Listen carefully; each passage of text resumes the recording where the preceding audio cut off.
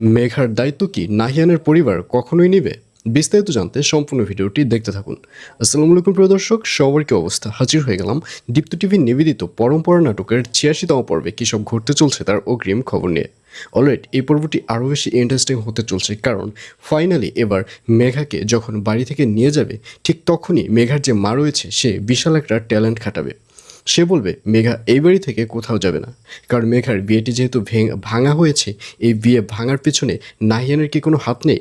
নাহিয়ানের অবশ্যই হাত রয়েছে।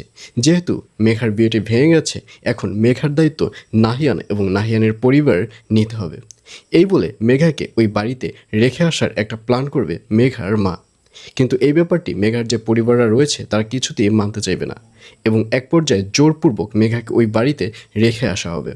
আর অন্যদিকে রাশাকে দেখা যাবে সে কোনো প্রেশার নিতে পারবে না, যার কারণে তার আবারও শ্বাস উঠে যাবে এবং এক পর্যায়ে রাশা অসুস্থ হয়ে পড়বে। এবং ফাইনালি ওই বাড়িতে মেঘাকে থাকতে দেখা যাবে, কিন্তু ওই বাড়িতে মেঘা থাকলেও মেঘার সাথে সবাই বাজে আচরণ করবে, উইদাউট রাশা এবং নাহিয়ান ছাড়া।